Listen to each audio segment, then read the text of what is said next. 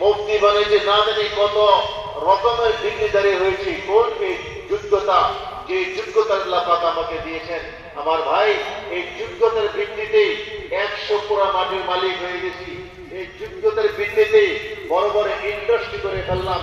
এই যোগ্যতার ভিত্তিতেই বড় বড় ফ্যাক্টরি করে ফেললাম। এই যোগ্যতার ভিত্তিতেই বহুত বহুত বাসের মালিক হয়ে গেলাম।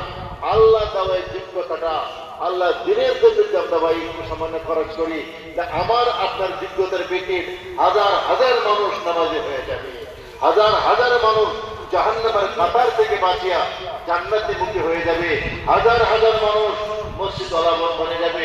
এই জন্য মহাতারাম এখন বলছেন, আল্লাহ পাক আমাদেরকে দিয়েছেন জান, আল্লাহ পাক আমাদেরকে দিয়েছেন যোগ্যতা, আল্লাহ পাক আমাদের দিয়েছেন মাল। আল্লাহর দেওয়া জান, আল্লাহর দেওয়া মাল, আল্লাহর দেওয়া যোগ্যতা, আল্লাহ দিনের জন্য আমরা খরচ করব।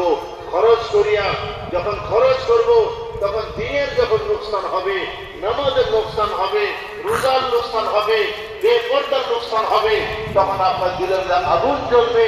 এই লোকগুলোকে কিভাবে জাহান্নাম থেকে বাঁচানো যায়?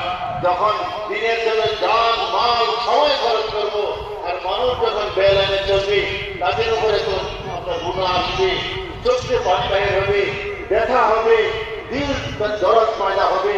বুজুর্গর ভাইও, সাহাবায়ে কেরাম রাদিয়াল্লাহু তাআলা আনহুম যখন জান লাগাইছেন, মাল লাগাইছেন, সালাহিয়তের যোগ্যতা আল্লাহ দিনের জন্য ওয়াকফ করে দিয়েছেন, তখনই ওনারা সমস্ত পৃথিবীর মানুষকে আল্লাহ ওয়ালা বানাবার জন্য, আল্লাহ মুখী করার জন্য